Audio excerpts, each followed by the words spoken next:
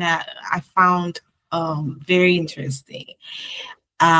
When Ham found his dad drunk, he didn't cover him. He ran and called his brothers, and they came and covered him. So because of that, when Noah woke up, he found out that Ham was laughing, his youngest son was laughing at him, and he cursed Ham. And he didn't just curse Ham, but he cursed his descendants. He cursed Ham's kids. And he said, the lowest of slaves will he be to his brothers. Okay? So that's why it is through Shem that we have Jesus's lineage, that Jesus came from. And he said, may Canaan be the slave of Shem. That's the curse from where slavery began. And that's why, even though at some point Egypt was slave masters, we tend to have reversed.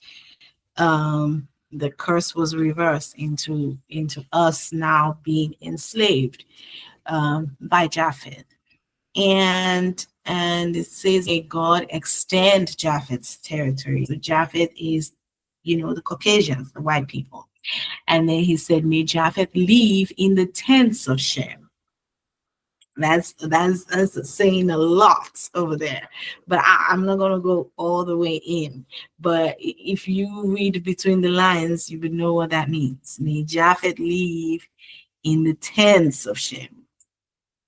Okay? My lines are not straight. Okay. And they may Canaan be the slave of Japheth, right? This is where we see how this pans out. So essentially, this is what happened to us.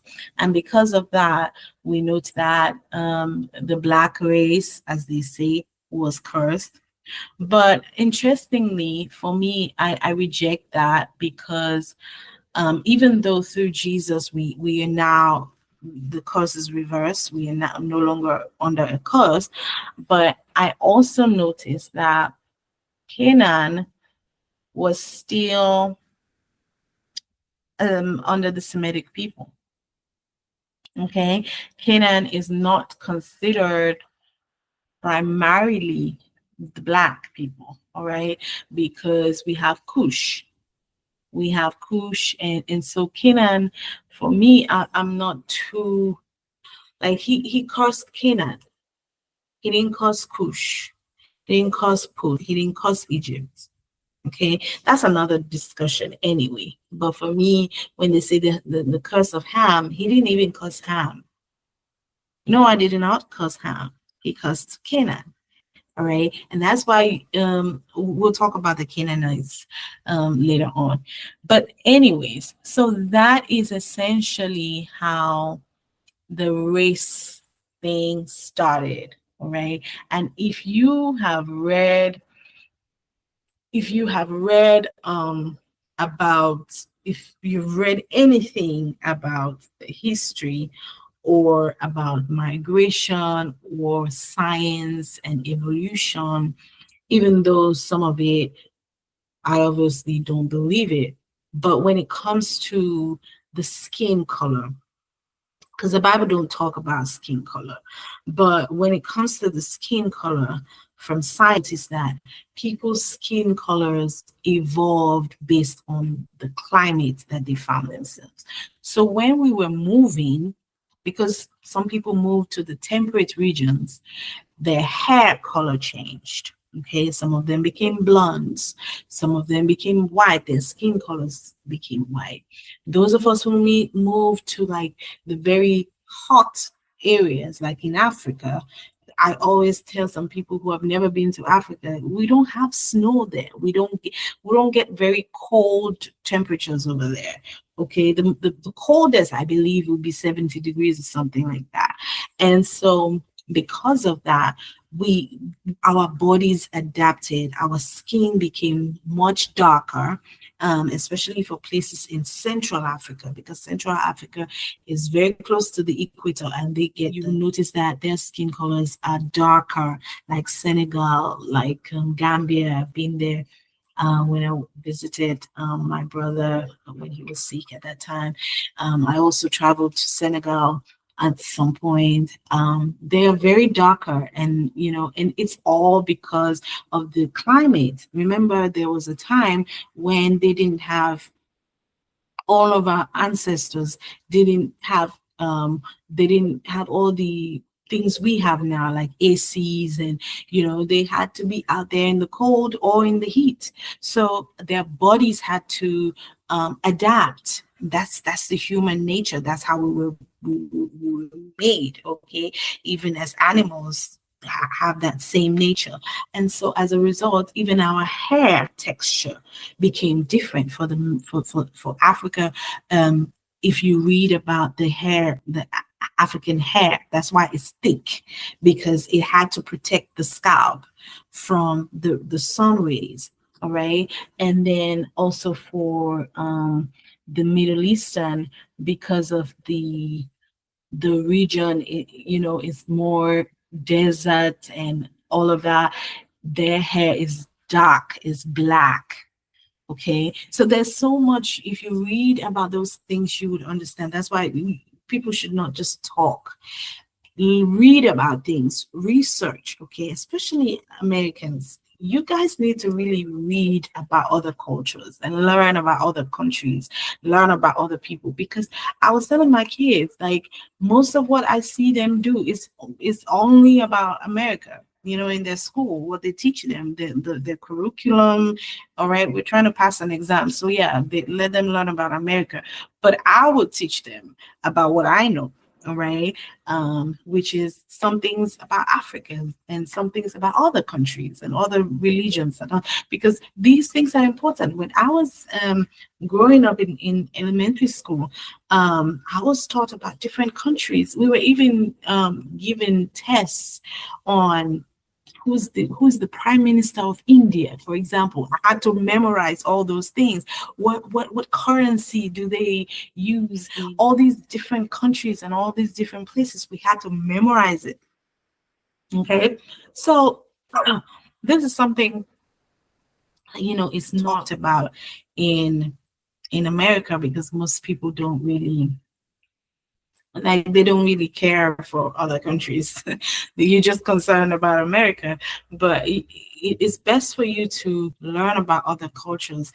Then you would have an appreciation for other races, and you'll be informed. You can make informed decisions, because nowadays, I believe that's the key, the one of the key reasons why racism is predominantly around here, because most people are not really informed, about other races. All you know about is America, even though America is full of different races.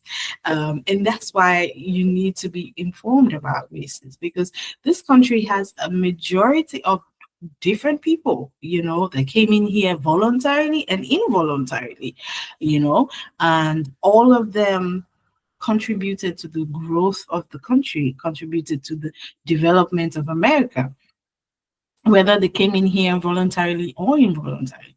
So let us be mindful about that. And then Japheth. Japheth is considered the ancestor of the Indo-European group, which is his descendants are mainly in far Middle East, or who we can Europe, and then Asia. All right, all the Asians, the far Middle East, we call them Asians, and then the Europeans. Okay, so Japheth, they split into Asians and Europeans. So remember, the Japheth people are blessed. They were blessed, okay, by Noah. So that's why we see them way advanced.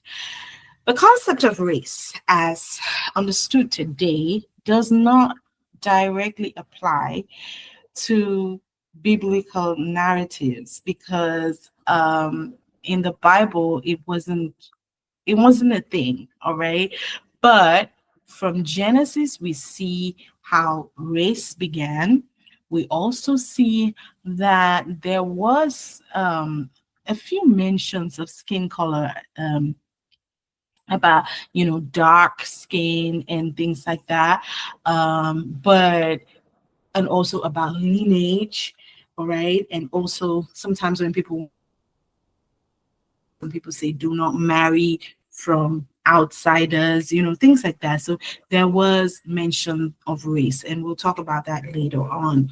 But historically, genealogies have been the key understanding of race even after Jesus.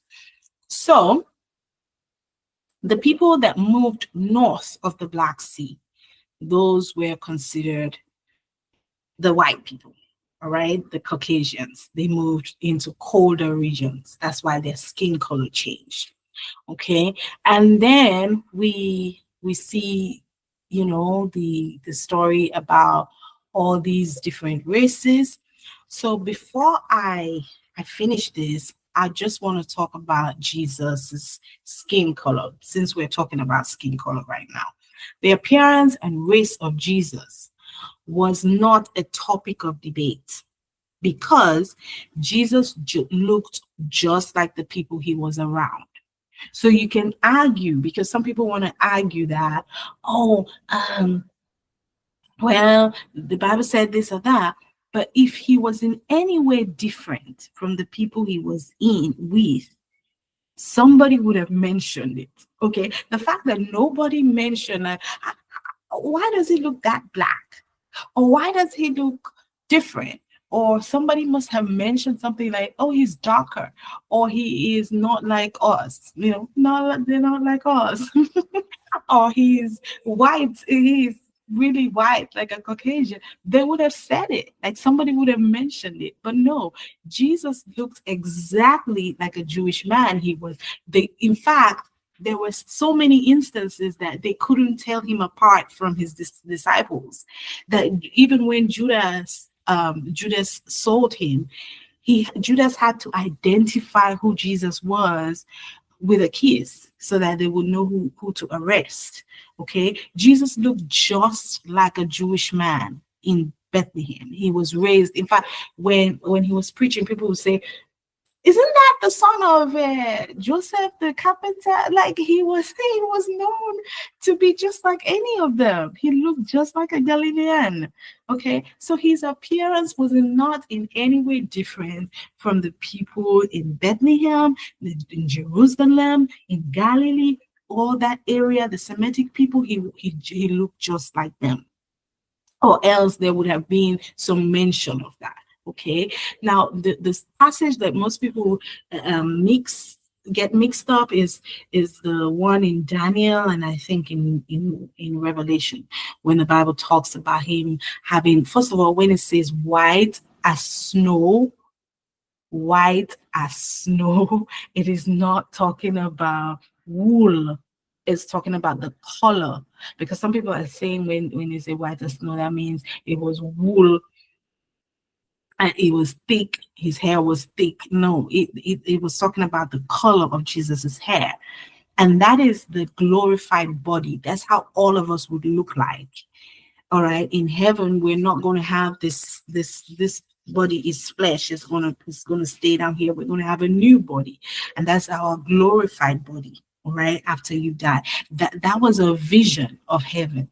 Daniel as well as John in Revelation, when John was having the vision of Jesus, okay, it was his glorified body. All right, so, and even when the Bible talks about dark skin, all right, in most times it talks about, it means Middle Eastern people, all right, with having a darker tone, okay, tone or complexion. It is not talking about melanin, right?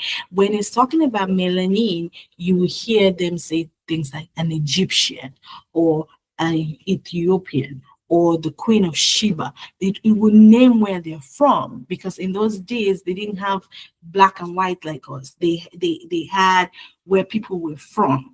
Okay, the Samaritans, the Gentiles, this and that, so they will call where they're from. That's how you know what skin color they were of. Okay, and so the lack of a contemporary description of Jesus in the New Testament. Probably is why we're having all this contention. But if we focus on his teachings and his actions, is way much better than focusing on his physical appearance. Okay, that doesn't matter. But again, even as I say, his physical appearance do not matter. It is important to teach that Jesus was not black, African black, because you need to know who you're worshiping. At first, I used to say, it doesn't matter. I don't need to talk about it. But then this is why God led me to say something, because I was reading, let me not go too much into, because there are a lot of things God tell me is just for me, but there's an agenda, and I want you to hear my heart. There's an agenda to paint Jesus black because they want you to worship a different God. They want you to worship the God of Nimrod. The God of Nimrod was a black guy. Okay, he made gods. All right, and his gods that he made were black. He painted them black. And so I want you to really know that it is important, because you need to know who you are praying to. And that's why the Bible kept saying the God of Abraham, Isaac, and Jacob. The God of Abraham, Isaac, and Jacob. It is important. It is very, I wouldn't go into everything, because as I told you, majority of what God tells me, the revelations that he gives me is for me. It's just for me and my close people that I can feel free to talk to, that I trust. Okay. But just know that part, that it's important for you to know who you are praying to. Or when you say Jesus, which Jesus you're talking about. Because anybody can be called Jesus. Anybody can put their, but no, we are praying to the God of Abraham, Isaac, and Jacob. That lineage, the Lion of the tribe of Judah, that's who we're serving. All right. So it's important. That part is important. So even though, physical appearance is not really important, but if you're praying to a Black African God, that is not Jesus. If you're praying to a white man God, that is not Jesus. Okay? I just want to make that clear. I can't go into all the details right now. Maybe one day I will. Maybe if God tells me to. Okay? But just know that. And then the cultural depictions. Now, for a European, if Jesus was European, if he was like, he would have been like a Caucasian, light skin. And that he would have been Roman. The Romans were light skin. They were of Caucasian, European background. Okay. But the Bible states he was not a Roman. Paul was, but Jesus was not. Okay, Jesus he spoke in Aramaic. That's another thing. He spoke in Aramaic, which shows that he was from the Galilean people. He was not from the learned. That's why when he was teaching in the synagogues, even as 12 years old, they were astonished. They were looking at him because he was not like the Romans that were learned and educated like Paul.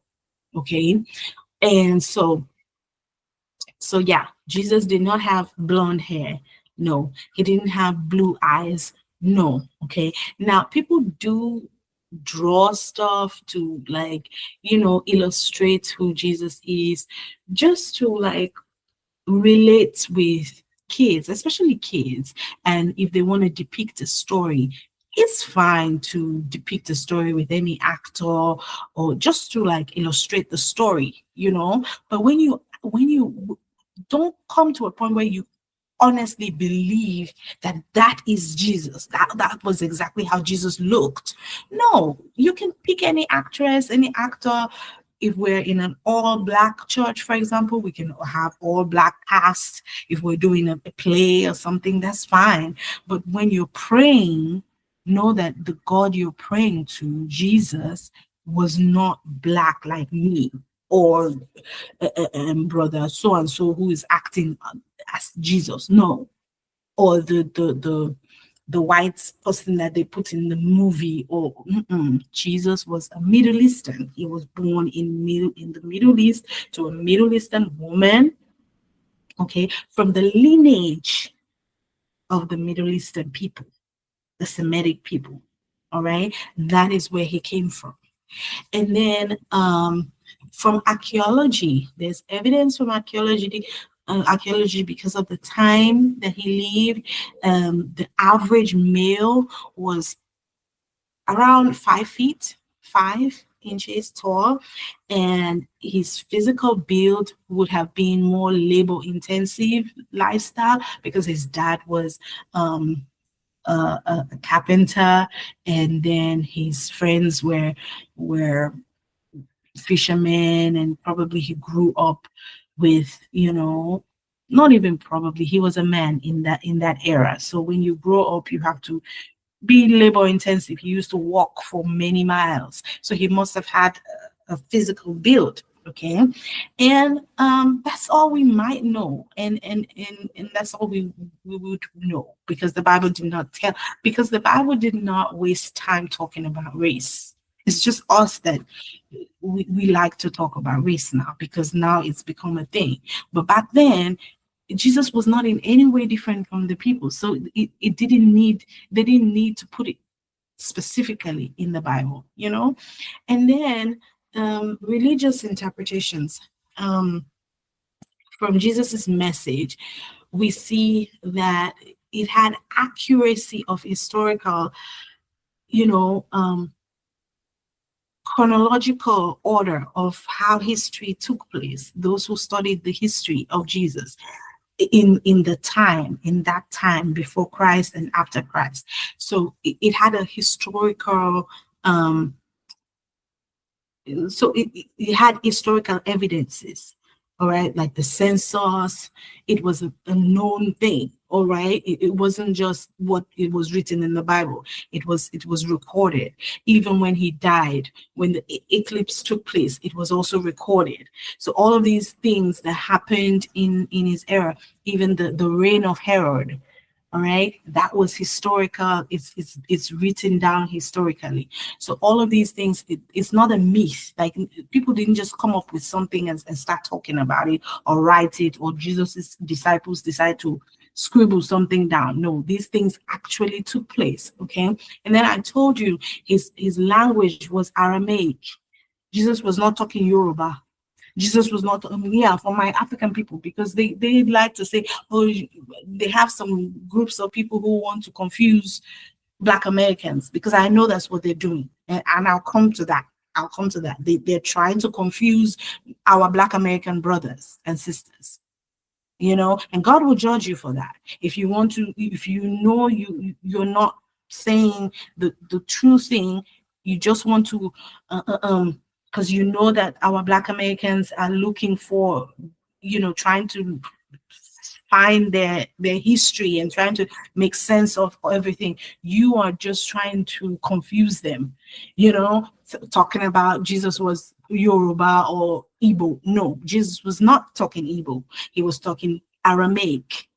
All right, and the Aramaic language is still present in the Middle East, even though it's a small group now, but it's still been spoken there. All right, and it was the language of most scholars there that Jesus was speaking, Aramaic, and the Jewish people in the Palestinian era. And there were mentions of Galilee. There were mentions of Judea, all these places. It shows where Jesus was from. There's no mention of Nigeria or Sierra Leone or Ghana. All right, so Jesus was not from Africa. Please, there was no mention. The only time they mentioned Egypt is after he was born, when they were looking for him and Herod wanted to kill him, that he ran to Egypt. to seek refuge. But he came back. The Bible records that he came back after Herod died. Okay, so these are known facts. Okay, and then we'll talk about the Greek. The Greek is the white people, the Caucasians, and then we'll talk about maybe some Latin, if there was any official language, but that was probably the Romans that spoke those languages, because from Paul we see that he spoke many languages because he was a Roman. Okay, but Jesus was a Jew, all right, both by birth and also by practice. He was born into a Jewish family. It was predominantly, that area was predominantly Jewish, a Jewish society in the first century of Palestine. He adhered to like Jewish customs, because we see him going to the temple, all those, doing all like Passover. He was, celebrating all these feasts and all that. So he was circumcised also on the 8th day with Jewish law. Okay, he attended synagogue services. He even read some of the scriptures in the scroll. When they opened the scroll for him, he read it. All right, he observed Passover. Okay, he also taught the Jewish tradition. All of what he was teaching was based on the Jewish law in the Old Testament. Okay, he took the role of a rabbi, which is like a teacher. He had followers. He had his disciples. Okay, and so his mission was basically towards the Jewish people, but it was not specifically for the Jewish people. He came to die for all of us. Okay, so his mission was initially for the Jews, but then when he preached, he always talked about the kingdom of God. And when he talks about the kingdom, he's not just talking about Jews. He said the Gentiles, the Samaritans, all of us, the people who are not of the Jewish lineage. He was talking to all of us. So that's how Christianity comes in. And when he's talking about the kingdom of God, I know now they have perverted that word, meaning wealth and all of that. But when Jesus was talking about the kingdom of God, he was talking about heaven. He was talking about repentance. Okay, and that is not even talked about right now. So we'll talk about that later. But yeah, so he practiced Judaism, he did, but he is the Messiah. All right, as far as Christians are concerned. But he's not the only, the Bible is not the only thing that talks about him. Even the Torah kind of like discusses about expecting a Messiah. All right, and in giving the prophecies of a Messiah, it's just that they did not believe that Jesus was the Messiah. Okay, the actual Messiah that they were looking for. And then we have the Quran. The Quran called him Isa. All right, so the Quran also, that's the Muslims' book, also talks about Jesus. All right, the Quran believes that he had a virgin birth, he was the prophet, he was a messenger. The Quran even talks about all the miracles that he did. So it's not like somebody just decided to write the Bible and put all those things. It was recorded in other books too, all these miracles that he did. So it really happened. Okay, and then even historically, all right, it was recorded there. All right, Buddhism does not have anything specific about Jesus, but it believes in things like selflessness and things like that. The Baha'i faith, it recognizes Jesus as a manifestation of God. So it's like, but just like a prophet, like the same thing in Islam, where Jesus is just seen as a prophet. Okay, so all these things, but there are historical backing of what is written in the Bible. There's theological backing, there's cultural backing, there's also archaeological backing. All right. So the Bible was not just written by people who just wanted to write folk tales. No, it was actually real. These things really happened. Because I noticed a lot of people are trying to destroy the authenticity of the Bible. It's claiming that claiming that Noah was not even real. Noah was real. He was a real person. Okay. The flood did happen. All these things happened. The miracles all happened in real life. Okay. And then how do we know that Jesus spoke Aramaic? Talita Kumi. That was in Mark 5:41. He said Talita Kumi when he was talking to the child to rise up. Okay. Eloi, Eloi, lama sabachthani. I like to use that. That's my friend's song, Anatolia. That's Mark 15:34. Eli, Eli, lama sabachthani. That was in Aramaic. My God, why have you forsaken me? All right. So he preached in Aramaic too. All right. And then he probably knew maybe Greek or something, but we're not too sure about that. But because he read the Torah, probably he knew Hebrew too. Okay, because that it was written in Hebrew probably. So or in Greek, I don't know, but because he read the Torah, we're thinking probably he must have known another language. All right. But yes, his race was Semitic, from the Semitic people. Again, let me re-emphasize that. And he was a man that was born in the Semitic region. He was not in any way different from those who were there, or else the Bible would have said it, or somebody would have mentioned it. He was from the Middle Eastern region, and the existence of Jesus is there in Matthew, Mark, Luke, and John, and also in non-biblical sources from Jews, from mentions of like the Pontius Pilate and Rome, the Roman Empire and all of that. It shows the era that Jesus was in. So there's archaeological evidence as well of Jesus's clothing. There's archaeological evidence of the tomb that he was laid in, and all these things. They are artifacts, actual, things that literally are there. That's why I say pray for the peace of Jerusalem, because that's our proof. And then lastly, the culture. Jesus went to parties where that mentioned about when the mom was asking him at the party of Canaan to change the water to wine and stuff like that. And so that is also showing the culture at that time. And then there's so much. There is so much, about Jesus and the Bible and about race. So for now, I would stop it for now because we have spent a lot of time. But when we come back, we're going to talk about the African Black man's religion, because that's where until we understand that aspect, because I know a lot of people have confused you talking about Black Jesus and whatever. So let's talk more about the African religion and where Jesus comes in, where Christianity comes in the Black man's religion. I love you all.